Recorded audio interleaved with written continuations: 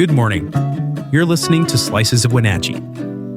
We're excited to bring you a closer look at one of our top stories and other important happenings every Tuesday, Thursday, and Saturday. Today, Wenatchee schools brace for major cuts as the district prepares to shrink its budget by more than $5 million next year.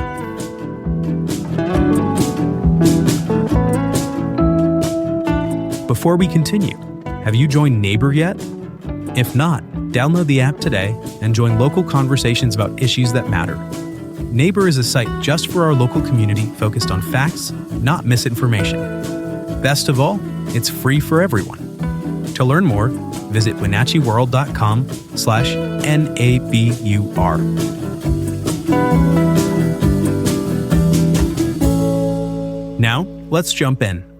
The Wenatchee School District is staring down some difficult financial realities, with roughly $5.4 million in budget reductions proposed for the 2026-2027 school year. Superintendent Corey Callahar laid out the details at a recent school board meeting, pointing to a combination of shrinking enrollment, inflation-driven cost increases, and the anticipated loss of federal funding. Altogether, it's a triple threat that could reshape how the district operates over the next few years. Enrollment plays a big part here. It accounts for about 75% of how the district receives state funding. And according to new projections, Wenatchee schools could see a loss of more than 800 students over the next 5 years.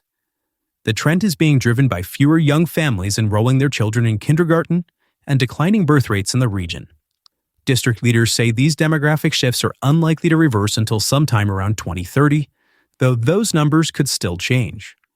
At the same time, federal support for education is on shakier ground than ever. The district expects to lose about $2.9 million in federal dollars that help fund critical programs, many of which serve students with specialized needs. That includes Title I funding for students from migrant and agricultural worker families, support for English language learners under Title III, teacher training funded through Title II, and after-school programs, wellness services, and enrichment activities supported by Title IV.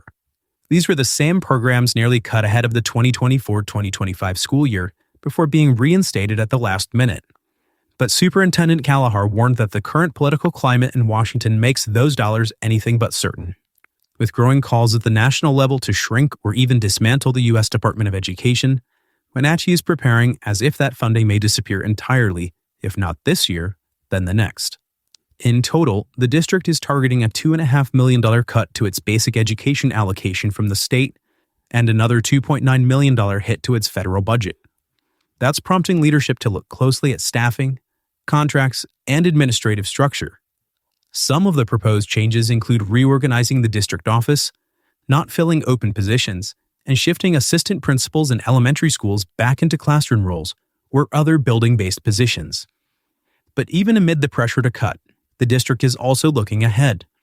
Callahar highlighted several potential growth areas, including expanding outreach to families, improving how the district communicates its programs, and building up flexible staffing solutions that serve students both in Wenatchee and beyond.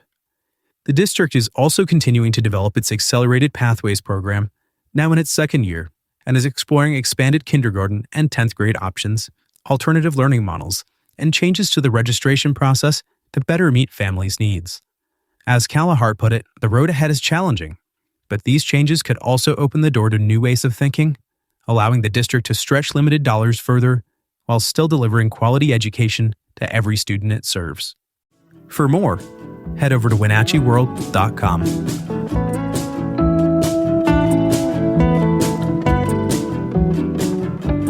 Are you passionate about the issues shaping North Central Washington? Then you won't want to miss the Wenatchee World Forum at Pybus. This monthly event brings together newsmakers and the community to dive into the topics that matter most. It's your chance to engage, ask questions, and be part of the conversation shaping our region's future.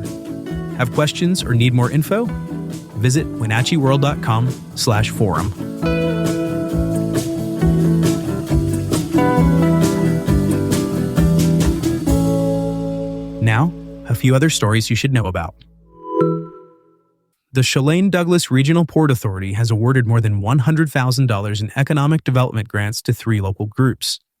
Our Valley, Our Future received $25,000 to support its next 5-year action plan, while Douglas County was awarded $50,000 for a roundabout project at Highway 2 and Cascade Avenue, a key step in future development near Wenatchee Landing. The city of Wenatchee was granted $30,000 to support industrial symbiosis efforts aimed at creating a more circular economy, including resource recovery and potential partnerships that could benefit local brewers and utility ratepayers alike. Chelan County cities that rely on the Sheriff's Office for police services have all signed on to new, more expensive contracts that extend through 2029. Kashmir, Chelan, Entia, and Leavenworth don't have their own police departments and instead contract with the Sheriff's Office to enforce both state laws and local ordinances. The updated agreements reflect rising costs, including wages, benefits, and patrol vehicle expenses, with rates jumping about 16% between 2025 and 2026. The city of Chelan will pay the most under the new deal, with its costs projected to reach $1.9 million by 2029. Despite some pushback in Kashmir, all 4 contracts passed. Downtown Wenatchee's past, present, and future took center stage in a recent Q&A between the Wenatchee Downtown Association's outgoing chair, Josh Tarr, and incoming chair, Josh Taut. The 2 small business owners, Tarr from American Shoe Shop and Taut from Norwood Wine Bar, sat down at Norwood to talk about small business survival, historic preservation, and the importance of community-led events. The full conversation, which touches on everything from murals and flowers to economic resilience, is available now at WenatcheeWorld.com.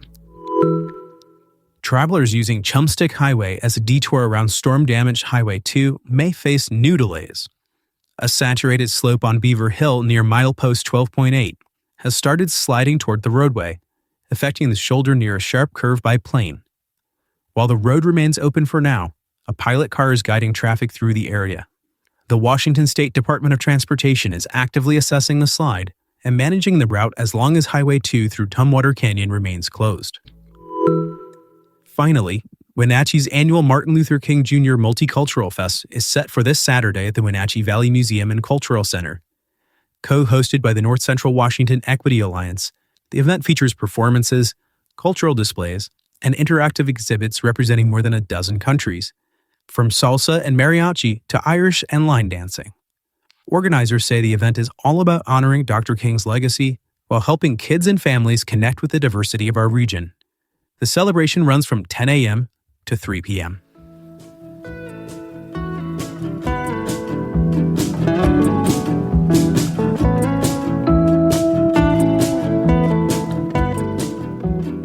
Thanks for listening. For more information on all the stories you heard today, visit us at WenatcheeWorld.com.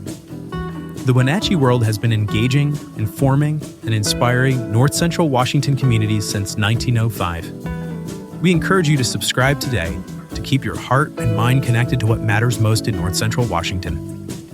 Thanks for starting your morning with us, and don't forget to subscribe to Slices of Wenatchee wherever you listen to podcasts.